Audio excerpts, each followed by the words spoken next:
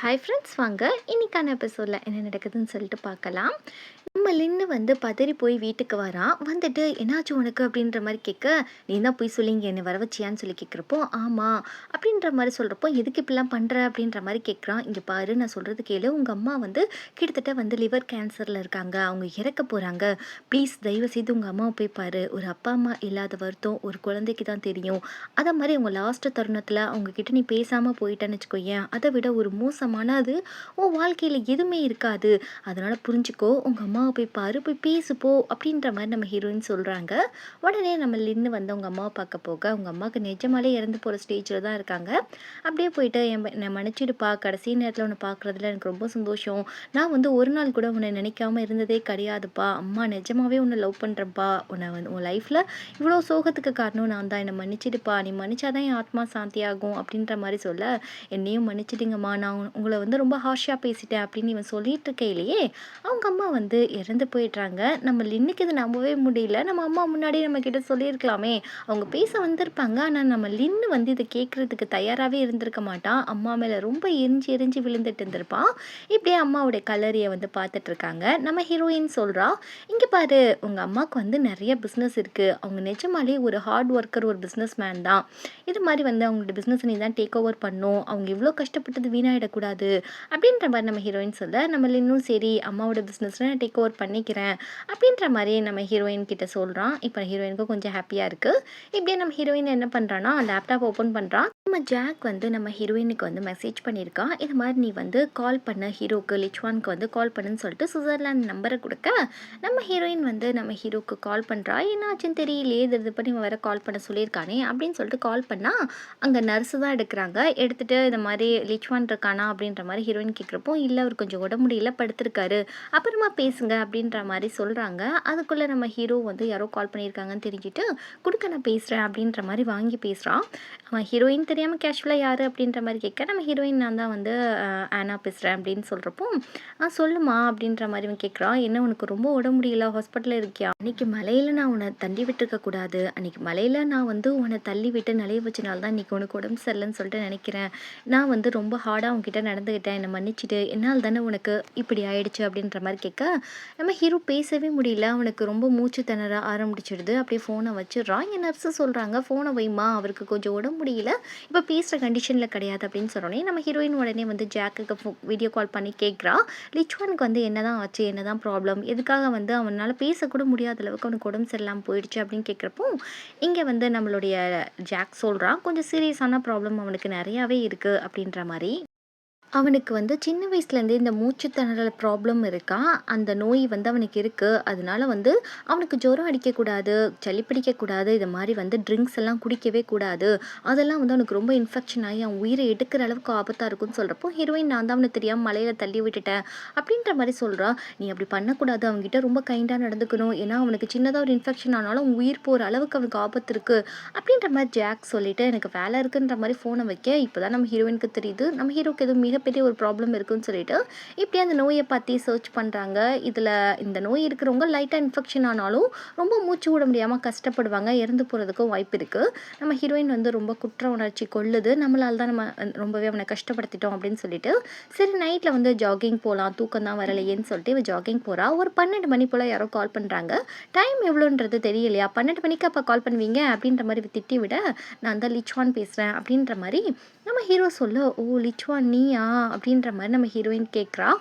சரி 12 மணிக்கு நீ என்ன பண்ணிகிட்டு இருக்க அப்படின்ற மாதிரி நம்ம ஹீரோ கேட்க, நான் ஜஸ்ட்டு வந்து ஜாகிங் தான் வெளியே வந்திருக்கேன், எனக்கு தூக்கம் வரலை அப்படின்ற மாதிரி, உன்னை வந்து இப்படி வந்து நீ உடம்பு சரியில்லாத காரணம் நான் தானே, அதனால் வந்து எனக்கு தூக்கம் வரலன்ற மாதிரி சொல்ல, நீ என்ன பண்ணிகிட்டு இருக்க, 12 மணிக்கு நீ வந்து ஜாகிங் போயிட்டுருக்க, இது டேஞ்சர்ன்றது உனக்கே தெரியாதா, ஒரு பொம்பளை பிள்ளையா வீட்டில் இருக்கணுன்றது உனக்கு புரியாதா அப்படின்ற மாதிரி திட்டி விட, நம்ம ஹீரோயினுக்கு புரியுது இவன் அக்கறையாக பேசுகிறான்னு சொல்லிட்டு, சரி அவன் ஆல்ரெடி பேஷண்ட்டாக இருக்கான், அவனை வந்து ரொம்பவே நம்ம டிஸ்டர்ப் பண்ண வேணாம்னு சொல்லிட்டு வீட்டுக்கு போயிடுறேன், நான் கதவை பூட்டிட்டேன், உள்ளக்க வந்துட்டேன், இப்போ உனக்கு நிம்மதியா அப்படின்ற மாதிரி கேட்க, ஹீரோ இப்போ தான் எனக்கு நிம்மதியாக இருக்குது அப்படின்னு சொல்கிறப்போ, இது மாதிரி என்ன லிச்வான் உனக்கு எதுவும் ரொம்ப சீரியஸான ப்ராப்ளம்னு கேள்விப்பட்டேன் அப்படின்ற மாதிரி சொல்ல, அப்போல்லாம் ஒன்றும் கிடையாது, இது சின்ன வயசுலேருந்தே இருக்குது, இதெல்லாம் யார் உனக்கு சொன்னா அப்படின்ற மாதிரி கேட்க, நீ சொல்லாட்ட மட்டும் எனக்கு தெரியாதா, ஒருவேளை நீ இறந்து போயிட்டான்னு வச்சுக்கோயேன், உன்னோட சேர்ந்து நானும் செத்து போயிடுவேன், நான் உயிரோட இருப்பேன்னு மட்டும் நீ கனவுல கூட நினைக்காத அப்படின்னு சொல்கிறப்போ, நீ அப்பெல்லாம் பேசாத மாத்தாயே, நீ தூங்குன்னு சொல்லிட்டு நம்ம ஹீரோ வந்து ஒரு ஃப்ரான்ஸில் ஒரு ஸ்டோரி சொல்கிறான். சொல்கிறான். நம்ம ஹீரோயினுக்கு சுத்தமாக பிடிக்காது.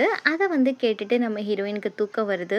ஹீரோவை பொறுத்த அளவுக்கு அவன் வந்து ஸ்ட்ராங் கிடையாது, ரொம்ப ஒரு வீக்கான பர்சன். ஆனால் தன்னோட காதலிக்கிட்ட அவன் வந்து வீக்கு அப்படின்றத அவன் காட்டவே கூடாது, அவன் ரொம்ப ஸ்ட்ராங்காக இருக்கான், தன்னுடைய நோயை பற்றி அவளுக்கு தெரியக்கூடாது அப்படின்றதுல அவன் ரொம்ப உறுதியாகவே இருக்கான். இப்படியே வந்து ஒரு 2 வாரம் கடந்து போகுது. நம்ம ஹீரோ கிட்டேருந்து ஒரு ஃபோன் கால் இல்லை, அவன் எப்படி இருக்கான்னு தெரியல. ஃபோன் பண்ணாலும் நர்ஸ் எப்போ பாரு அவனுக்கு வந்து உடம்பு முடியல, ஃபோனை வைங்கன்னு தான் சொல்கிறாங்க.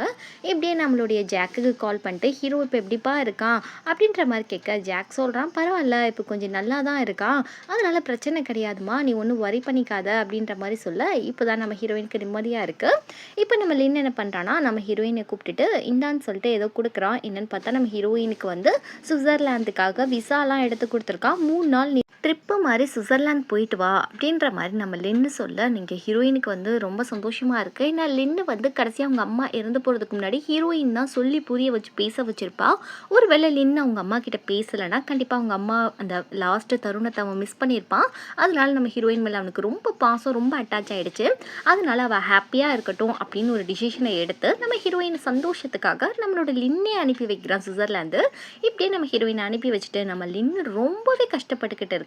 ஏன்னா நம்ம லின்னும் நம்ம ஹீரோயினை ரொம்ப லவ் பண்ணி இருந்திருப்பான். ஸோ வந்து இப்படி நடக்க இப்படியே வந்து நம்ம எம்மா வந்துட்டு திட்டுறா, உனக்கு அறிவே இல்லையா, ஹீரோ தான் ஹீரோயினை விட்டு பிரிஞ்சிட்டான் இல்லையா, இந்த சாக்கை வச்சு நீ அவனை லவ் பண்ணாமல் அவளை போய் சுவிட்சர்லாந்து அனுப்பி வச்சிருக்க அப்படின்ற மாதிரி சத்தம் போட்டுட்டு, அவளுக்கு கல்யாணமாமா எம்மாவுக்கு அவள் வந்து பத்திரிக்கை கொடுக்க லூசு மாதிரி பண்ணுற ஒரு கிழவனை போய் கல்யாணம் பண்ணிக்க பார்க்குற, உண்மையான காதலை தேடி இது மாதிரி பாலுங்கிணத்துல ஏன் போய் விழுந்துக்கிட்டு இருக்க, அவன் உனக்கு செட் ஆக மாட்டான், காசு பணத்துக்கு பார்க்காத, மனுஷனை மட்டும் பாரு அப்படின்ற மாதிரி எம்மா கல்யாணத்துக்கு நான் வரமாட்டேன்ற மாதிரி சொல்லி விட்டுறான்.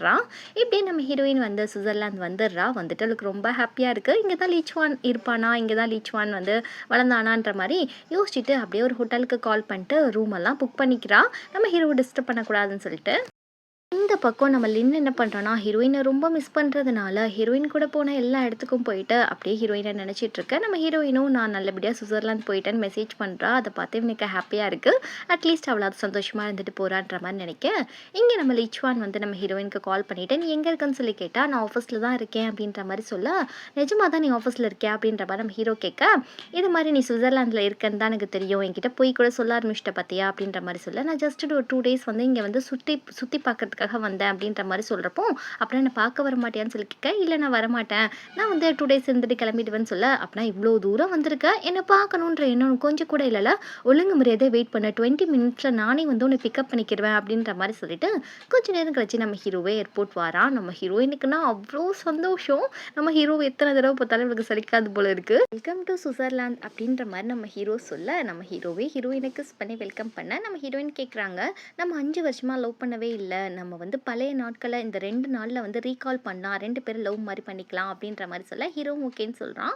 ஆனால் கையில் பார்த்தா இன்னமும் அந்த ஹாஸ்பிட்டல் டேக் இருக்குது. ஹீரோயின் கேட்குறான் நீ ஹாஸ்பிட்டல்லேருந்து அப்படியே வந்துட்டியா, அவனுக்கு உடம்புக்கு முடியாதப்போ எதுக்கடா அப்படி பண்ணுறன்ற மாதிரி கேட்க, இல்லை நான் டாக்டர்கிட்ட சொல்லிட்டு தான் வந்தேன், நான் நல்லா ஆரோக்கியமாகவே இருக்கேன், அவர் தான் அனுப்பி வச்சாரு அப்படின்ற மாதிரி பொய்யெல்லாம் சொல்லி நம்ம ஹீரோயின்கிட்ட சமாளிக்க, இருந்தாலும் நம்ம ஹீரோயினுக்கு மனசு கேட்கல, நீ இப்படியே பண்ணக்கூடாதுப்பா, ரொம்ப தப்பு அப்படின்ற மாதிரிலாம் சொல்லிட்டு இருக்கான். இப்படியே வந்துட்டு இவங்க 2 பேரும் ஹக் பண்ணிட்டு இருக்க, இந்த பக்கம் எம்மாவை தான் காட்டுறாங்க. அவள் மேரேஜ்க்கு ரெடி ஆகிட்டு இருக்கா. திரும்ப லின்னு வந்து சத்தம் போடுறான், கிஃப்டெல்லாம் கொண்டு வந்து கொடுத்துட்டு, இங்கே பாரு இது தேவையில்லாத உனக்கு வேலை, ஒரு வேலை வந்து உங்கள் லைஃப்பில் ஏதாவது ப்ராப்ளம்னா என்கிட்ட வா அப்படின்ற மாதிரி சொல்ல வரான். இருந்தாலும் அவனுக்கு வந்து கொஞ்சம் கோவம் வருது, சொல்கிறத கேட்க மாட்டேக்கான்னு சொல்லிட்டு, ஆல்ரெடி ஒருத்தனை லவ் பண்ணி ப்ரெக்னென்ட் ஆயிருப்பா, விட்டுட்டு போயிருப்பான். இப்போ வந்து ஒரு கிழவனை காசுக்காக லவ் பண்ண, அவனும் ரொம்ப சுயநலவாதியாக இருக்கான். அதனால தான் லின்னு வந்து அவன் செட் ஆக மாட்டான், அவன் லைஃப்பை நீ வேஸ்ட் பண்ணிடாத, ஒரு உண்மையான காதலை தேடி அப்படின்ற மாதிரி சொல்லியிருப்பான். இப்படி நம்ம ஹீரோயினுக்கு நம்ம ஹீரோ வந்து அங்கே இருக்க ஃபேமஸான எல்லா இடத்தையும் சாப்பாடு வாங்கி கொடுத்துட்டு நீ எங்கே தங்க போகிறேன்னு சொல்லி கேட்குறப்போ, இல்லை நான் ஹோட்டல் புக் பண்ணிட்டேன்னு ஹீரோயின் சொல்ல, அதெல்லாம் ஒன்றும் இல்லை, எனக்கே ஒரு வீடு இருக்கீங்க, அதில் வந்து நீ ஸ்டே பண்ணிக்கோ, 2 நாள் தானே, கண்டிப்பாக நான் அவனை தனியாக விட மாட்டேன், அவனை தனியாக விட்டால் நான் ரொம்ப பயப்படுவேன், என் மனசுக்கு ரொம்ப கஷ்டமாக இருக்கும், நான் இருக்கிறப்போ நீ எப்படி வெளியே தங்க முடியும் அப்படின்னு சொல்லிட்டு நம்ம ஹீரோ அவனோட வீட்டுக்கே கூட்டிகிட்டு போக, நம்ம ஹீரோயின் கேட்குறா இந்த வீடை ஃபுல்லாக நீ தான் டிசைன் பண்ணியான்னு கேட்குறப்போ, இல்லை எங்கள் தாத்தா டிசைன் பண்ணாரு அப்படின்னு சொல்லிட்டு ஹீரோவுடைய ரூமுக்கு கூட்டிகிட்டு போகிறான். பல கனவுகளோட அந்த ரூமில் ஆசையாக போகிறான். நம்ம காதலன் ரூமுன்னு சொல்லிட்டு அங்கே போய் பார்த்தா அந்த லைஃப் மிஷின்லாம் இருக்குது. நம்ம ஹீரோயின் நினைக்கிறா இந்த மிஷின்லாம் இருக்குன்னா ஏதோ ஹீரோவுக்கு சிவியரான ஏதோ ப்ராப்ளம் இருக்குது அப்படின்னு புரிஞ்சுக்கிட்டு நம்ம ஹீரோ உட்கார சொல்லிட்டு அவள் கழுத்துலேருந்து ஏதோ கயிறு மாதிரி எடுக்கிறா. அது ஏதோ சம்திங் நம்பிக்கையோடு இருக்கிற ஒரு கயிறு மாதிரி வாங்கியிருப்பா. அதை நம்ம ஹீரோ கழுத்தில் போட்டுட்டு உனக்கு எந்த விதமான நெகட்டிவ்னஸும் வராது, நீ பாசிட்டிவாக இருப்ப, ஒன்றும் பயப்படாத அப்படின்ற மாதிரிலாம் சொல்லிட்டு இங்கே பாரு லிச்வான், உனக்கு ஏதோ ஒரு ப்ராப்ளம் இருக்குது உடம்புல, அது எனக்கு நல்லாவே தெரியுது, நீ அது என்கிட்ட சொல்லக்கூடாதுன்னு சொல்லிட்டு மறைக்கிற, இருந்தாலும் உன் கஷ்டத்தில் எப்போவுமே நான் இருப்பேன், உன்னை டவுனாக மட்டும் நான் பார்க்கவே மாட்டேன், ப்ளீஸ் உனக்கு என்ன பிரச்சனை அது என்கிட்ட சொல்லு அப்படின்ற மாதிரி இவ ரொம்ப தாழ்மையாக கேட்குறா. நீ கண்டிப்பாக என்கிட்ட சொல்லு, இத்தனை வருஷம் ஆயிடுச்சு, நீ சொல்லலாம் இல்லையா அப்படின்ற மாதிரி கேட்குறப்போ அப்படிலாம் ஒன்றும் கிடையாது, நான் நல்லா தான் இருக்கேன், யாரோ உங்ககிட்ட தப்பு தப்பாக சொல்லியிருக்காங்க, என்னை மறந்துட்டு உன் லைஃப்பில் நீ ஹாப்பியாக இருக்கணும், நல்லா இருக்கணும், அது மட்டும் தான் நான் விரும்புகிறேன், இந்த 2 நாளோட நம்ம லைஃப்பை வந்து இதோட முடிச்சுக்கலாம் அப்படின்ற மாதிரி சொல்ல நம்ம ஹீரோயினுக்கு ஏதோ தப்பாக இருக்குது. அப்படியே நம்ம ஹீரோயின் கிளம்ப பார்க்குறாங்க. இப்படியே நம்ம ஹீரோ வந்து நம்ம ஹீரோயின் கையை பிடிக்க நம்ம ஹீரோயினுக்கு ரொம்ப கோவம் வருது.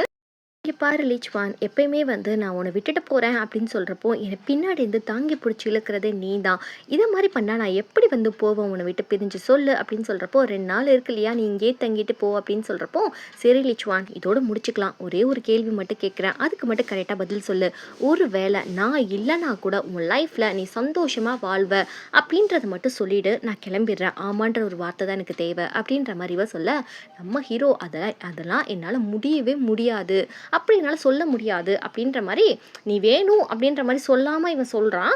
அதை நம்ம ஹீரோயினுக்கு புரிஞ்சிடுது. பின் வாங்கிட்டு நம்ம ஹீரோயினுக்கு ஏதோ ஒன்று தெரிஞ்சிருச்சு. கரெக்டாக கேட்குறா, ரிச்வா நீ உண்மையை சொல்லு, நீ என்ன இறக்க போறியா அப்படின்ற மாதிரி கேட்க நம்ம ஹீரோக்கு தூக்கி வாரி போடுது. என்னடா அவன் இப்படி கேட்குறான்னு சொல்லிட்டு அப்பெல்லாம் இல்லை, நீ ஏன் தப்பு தப்பாக நினச்சிக்கிறாதுன்னு சொல்கிறப்போ இல்லை எனக்கு தெரியும் நீ இறக்க போகிற, அதனால தான் என்னை இப்போ பாரு என்னை உன்னை மறந்துட்டு என்னை வாழ சொல்கிற, கண்டிப்பாக லிச்வா நீ இறந்து போனா உன் கூட சேர்ந்து நானும் செத்துடுவேன் அன்னைக்கே அப்படின்ற மாதிரி சொல்லிட்டு நம்ம ஹீரோ பயங்கரமாக கிஸ் பண்ண ஆரம்பிச்சிடுறா. கொஞ்சம் ஓவராகவே போயிடுறா. நம்ம ஹீரோக்கு கொஞ்சம் கோவமும் வந்துடுது. நீ என்ன பண்ணுறன்னு சொல்லி தெரிஞ்சுதான் பண்ணிட்டு இருக்கியா, நீ வேறு ஏதோ ட்ரை பண்ணுற மாதிரி தெரியுதுன்னு சொல்கிறப்போ ஆமாம் நீ எப்போ பாரு எனக்கு நோ சொல்லிகிட்டே இருக்க, என்னை என்ன பண்ண சொல்கிற அப்படின்ற மாதிரி இவ பேசுகிறா.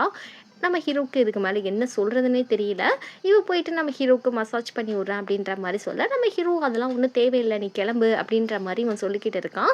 நம்ம ஹீரோயின் கேட்குற மாதிரியே இல்லை. இப்படியே வந்து இவங்க 2 பேரும் ஒன்று சேர்கிற மாதிரி காட்டுறாங்க.